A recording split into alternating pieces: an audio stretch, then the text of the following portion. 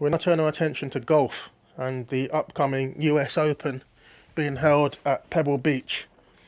It's a par 72 course, 6,816 yards. The course is known for having high, rough, slick greens. You've got wind and waves to contend with, depending on what the weather is like. And it's a course where there's a lot of data on it. Obviously, Tiger Woods has won there before. Phil Mickelson won there a couple of months ago.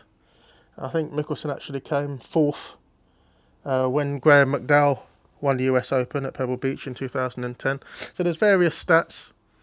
There's lots of stats to trawl through and lots of past performance to look at. We're obviously also going to look at current form, but essentially we're going to be looking for value. We're going to be looking for odds which are bigger, that are actually more generous than the actual odds of a player winning the tournament are. So it's all about value. It's always been the same on this channel, and we're going to continue in that vein. Single figure favourites aren't really our thing, but we've got a worthy single figure favourite in Brooks Koepka at 7-1, US PGA champion. Just an amazing performance in the last major we had. Just brutal. He was amazing all week for 3 rounds, dominated the event, probably one of the most impressive major wins of all time. He had a little wobble at the end on the back nine. Dustin Johnson got something going, put a little bit of pressure on Koepka, but you don't win the number of majors he has won in such a short space of time without having the mental mettle to knuckle down and get the job done, and he did that, and he did it in impressive style. Johnson made a couple of birdies on the back nine, but then faltered. I think it was a couple of birdies in a row, and then he had a bogey on the next, and that was it really. He tried to mount a late charge. Koepka, who had led the event so convincingly for 3.5 rounds, and then at the end, I think a wobble was pushing it. He got a little bit. He was playing par golf basically. He wasn't dominating as he had been doing for the last 3.5 rounds, and then Johnson started to put on the pressure. But in the end, Koepka, just mentally a different animal. He looked confident all week, strode around the place as if he owned it, and just looked every part the champion. So we can't give too many plaudits for Koepka, but the plaudits are there as far as the bookmakers are concerned, because he's priced at a very short 7-1. Now, as good as Koepka is, I think he's won the last 2 US Opens, which is just an amazing statistic. So he's looking for 3 in a row. I don't think that's ever been done, and for that reason, that's why I'm going to look past him. That's the only reason. From a statistical basis, if you look at form, you look at major winning pedigree, you look at the ingredients you need to be a major champion, Koepka it all, but I'm going to bet against him to win 3 in a row at my peril.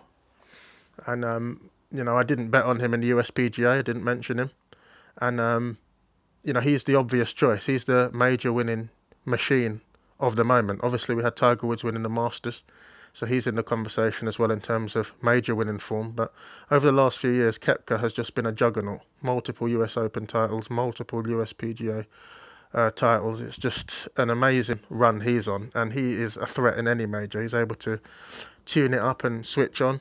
7-1. I'm going to look past it just on the basis of value. Next is Dustin Johnson. He's 8-1, and I'm going to look past it on a basis of price again. He's a tremendous player. He's got all the attributes. He's definitely one of the first players you think of. He can overpower any course, and of course he had a tilt there at the USPGA, as I just mentioned, but at 8-1 I can't entertain it. So at my peril, I'm going to look past it. Same is going to go for Tiger Woods, and I haven't backed Tiger Woods for ages, and it was a mistake in the Masters after that amazing performance, putting on the green jacket. The price here that I'm seeing is 12-1 is the best in the market, and as far as I'm concerned, as great a player as Tiger is, I think that's about right. It might even be a bit on the short side. I'll probably have it at 14 or 16-1. For that reason, I'm going to look past it. I don't think it's value. If he wins, fair play to him. If Dustin Johnson wins it, fair play. If Koepka wins, fair play. But at these odds, you're not going to be making a fortune. So for that reason, with such a competitive field, and with the wind blowing at Pebble Beach, and the difficult challenge that it is, I'm going to look for some value in the market. And we've got Rory McIlroy at 14-1. It's a fair price, but again, based on his form, he did win the Players' Championship not so long ago, so has been in reasonable touch. Didn't do much at the USPGA. That's probably to do with the course, because it was a tough course. It done everyone except for Koepka and Johnson. It was a really tough week, and so he didn't really perform very well. But 14-1 is probably the correct price on the basis of price. I'm going to look past it. I don't think there's a huge value there. If he goes on and wins it, wouldn't surprise me. Someone of McIlroy's talent and ability, already a Hall of Famer, but on the basis of price, I'm going to look past him. Next in the betting is Jordan Spieth, who's shown some reasonable form of late. He's improved, there's no doubt about it. He's been in the doldrums probably for the last 18 months, hasn't been himself, but now he's starting to look a little bit better in terms of ball striking, and the bookmakers have noticed that, pricing him at 18 to 1. Again, another Hall of Famer already. Again, a multiple major winner, just like McIlroy, just like Spieth.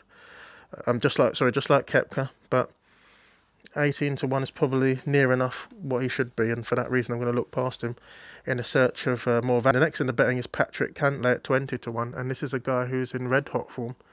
Won last week, I think it was, and he's been in the conversation for a while. Did well at the Masters. He's been performing well for a long time now, and he's obviously on the bookmakers' radar because he's noticeably been shortened into 20 to 1 and 18 to 1 in many places. On form, it makes sense, but I just think the price that they've given him, look, he's at the same price as someone like a Jordan Spieth, who's a multiple major time winner. He's not much more than a Rory McIlroy. These are players that have earned their reputation with multiple major wins. I don't think Cantlay's there yet. So for that reason, I wouldn't price Cantlay any shorter than about 25 to 1. So, the 18 or 20 to 1 he's at now doesn't appeal. Next in the betting is Justin Rose. He's 22 to 1. He's always that price, or there or thereabouts these days. I think it's a reasonable number. It's probably where it should be based on form. US Open champion in 2013, so has the pedigree. Did have a go on him at the USPGA. That didn't work out, but he's got a good chance in this tournament.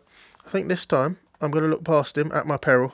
He's always a steady performer. He's always someone who's good to back because he rarely lets you down with wild, high-scoring rounds. He's always consistent, but I'm going to look past him at 22 to 1. I'm also going to look past Ricky Fowler. Even though I did bet on him at the USPGA, even though I do think it's time that he comes into major winning form, I haven't seen enough from him lately. Didn't do much at the USPGA. I'm going to look past him. I'm going to go for Jon Rahm, though, at 26 to 1. This price, probably about right for someone who has yet to win a major, but has all the credentials, has that brutal power. I think Pebble Beach could suit him, being, it's a bit stereotypical to say, but a Spaniard, good around the greens, good at playing in the wind, much like Seve was. I think it's a course that could suit him. And he hits the ball so far, he's able to dominate a course, much in the way that a Dustin Johnson does. And so I'm going to go with Rahm this week. He's going to win a major at some point. It could be this week. So I'm going to go with him. Next is Jason Day, 28 to 1. Fair price, former major winner. Did all the USPGA. Nothing special though. And we've got to be careful using the USPGA as a barometer because, as I said, that was a real test. The course was a nightmare. And only Koepka and Johnson really came through the test with any sort of distinction. But I did notice he wasn't. Actually, it's coming to mind now. In USPGA, I saw a group which was Jason Day, Mickelson, and it may have been Woods. I can't remember. The third person. But the bottom line is, it's one of the worst groups I've ever had the displeasure of watching. They were hitting the ball all over the place. They couldn't find the fairway at all, and having seen that, it's just put me off Day for the time being. It was I think it was the second or third round. They just had a nightmare. They weren't hitting the ball well. On the basis of that, at my peril, I'm going to look past Day. We've got Justin Thomas, 25 to 1. He's someone I like to stay on the right side of, but he's recently had a wrist injury, and that kind of injury takes a while to get over. Canadian Open this week, I don't think he's performing particularly well. I was looking to see if he'd, hit the ground running after having a short layoff, but he hasn't really. And so for that reason, with the wrist injury, I'm going to look past him. The next selection is an auto selection for us on this channel, and it's Xander Schauffele. Backed him in the USPGA, backed him in the Masters where he came second, just on the basis of form and being someone who performs consistently well in the majors. Young man, he's going to win at some point. It could be at Pebble Beach, and I don't want to miss out on him. So it's an auto selection for us. Xander Schauffele, available at 25 to 1. 28 to 1 is out there as well. We've got Francesco Molinari at 33 to 1. I didn't look to support him in the USPGA because I felt he had a disappointment in the Masters, and I felt that it would leave a mark on him psychologically, and it seems to have done something to him because he hasn't been in that elite form that he's been in of late. He's a very straight player. He's very accurate. He's a danger in every tournament, but I'm going to look past him. Simply on form, simply because of the wounds from the Masters where he would have thought he was going to win the tournament and it didn't happen for him. So I'm going to look past him at my peril. I think going towards the Open, we'll be keeping a close eye on him. He'll be defending his title at Portrush, isn't it? And I think we need to keep a close eye on him coming into the middle of July. But for the time being, I'm going to look past him. We've got Adam Scott, 33-1. He's been in reasonable touch recently. It all depends about his putter. You know, when he's putting well, he's a danger, but his putting is questionable. It's streaky, and on the basis of that, I'm going to look past him. The greens are very slick at Pebble Beach. You've got to be in form with the putter, so I'm going to look past him. We've got Matsuyama, 35-1, has all the ability, but recent form hasn't been on the level that he's capable of.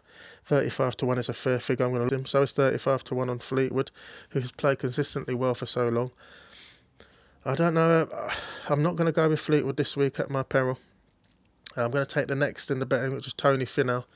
Consistently performed well in majors, has the power to overpower, of course, that easy power, and is an auto pick at the moment each way, because in majors he has just consistently racked up the top 10s in recent times. So we're going to take him. He's available at 40-1, so very good price on Finau. Certainly on the each way market. He's not won a major yet, so we can't, look at it as like a bet on the nose that he's definitely going to win, but there's a good chance he'll come in the top 10. There's 10 places available with a lot of bookmakers this week, as there is with every major now. So if you can get Finau 10 places at sort of 35-1, I think it's a reasonable play considering his recent form in majors. Bryson DeChambeau, 40-1, it's the right price. Backed him in the USPGA, didn't perform for us. He's going to win a major at some point. I think the price there's a little bit of value on there at 40-1. I'm going to look past him on the basis of very recent form. Matt Kuchar is always 40-50-1, and that's a fair figure, and it's value. It's definitely value. This year he's won twice. He's always in the conversation, rarely out of the top 20.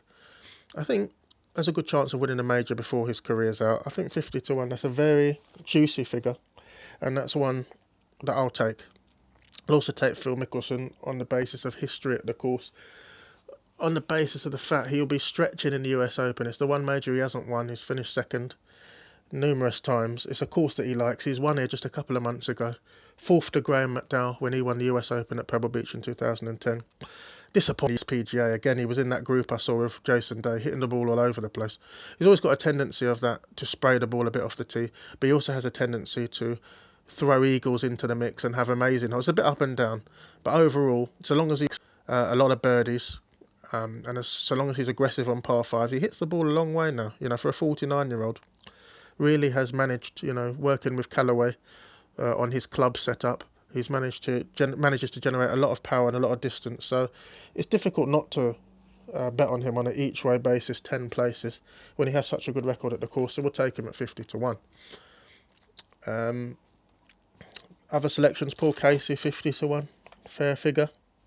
You can get Garcia at 50-1, Webb Simpson 50-1, 66-1 is available. So Snedeker. I'm going to look past all of these at my peril. They're all very good players. I noticed Patrick Reed is 80-1. I think that's a very good figure for a former Masters champion. Hasn't been in the best form recently, but he's always someone you've got to have in your mind in majors. 80-1 is a good figure, but I'm going to look past him on this occasion. I'm going to take Louis Oosthuizen. He's available at 66-1. 90-1 is even there in the market if you select the right bookie. He's a great player. He's a multiple major winner. He's got that easy rhythm, which allows him to be reasonably consistent. He has good technique. If the putter's hot, he's a danger in any major tournament. He's overlooked a lot of the time, and if you look at these odds, for someone who's won 2 majors, I think 66-1, 90-1 if you can get it, 70-1 is out there. So I think it's going to be nearer 66-1 on the basis of 10 places. I think we'll have to take it. He's going to like this sort of course. He's a good win player as well. He's creative as well. Providing his short game is there, I think he'll compete. So we'll take Louis Oosthuizen. Now we're moving on to the Hail Mary selections. We're going to be looking for some big numbers and some big value. Looking down the list, Graeme McDowell, former US Open winner, 100-1 is available. I mean, that's a decent price. Poulter 100 to 1. Jimmy Walker 150 to 1, former USPGA champion. The one that sticks out for me is Eddie Pepperell at 150 to 1. He's been in a good form. Obviously being an English player, knows his way around links courses, knows his way around playing in the wind. He's sort of gone around quietly, putting up good performances on the European Tour. And he's a tidy player. He's a very smart player as well. He has very good course management, which you need around Pebble Beach. I just thought 150 to 1 is a big figure for someone who's been showing the good performances he's been showing in recent times. So we're going to take a flyer on Eddie Pepperell at 150 to 1 each way. Also going to go for Daniel Berger at 175 to 1. Multiple winner on the USPGA Tour. Lots of ability. He's someone who was singled out to do well. He was singled out in a group including Schauffele, including Justin Thomas, including Spieth. He's always been thought of as someone on the USPGA Tour who'd come through. He's done all right. He hasn't hit the heights that he's capable of, but 175 to 1, I think it's a huge figure. Could easily have been 125. Could easily have been 100 to 1. We're going to go with him playing in the US Open, his national championship, and we're going to back him to perform better than his odds suggest. So going over the selections that we've run through on this course, we've got Jon Rahm, 26 to 1, Schauffele, 28 to 1, Finau, 40 to 1, Phil Mickelson, 50 to 1, Matt Kuchar, 50 to 1, Louis Oosthuizen, 90 to 1. Well, 66 to 1, but 90 to 1 is out there if you go with the bookie. And we're going to go for the Hail Mary selections of Eddie Pepperell 150 to 1 and Daniel Berger 175 to 1. It's going to be a good tournament. We're looking forward to it. Enjoy it when it comes. Please give any selections that you think have a chance that I've missed out. Have I been a bit too harsh on the players at short prices at the top end of the market? Is it possible that one of them will just storm to victory like Koepka did in the USPGA? Whatever your opinion is, please give it and let us know. Enlighten us with your knowledge. Like and subscribe if you haven't already. Enjoy the tournament, and I'll see you next time.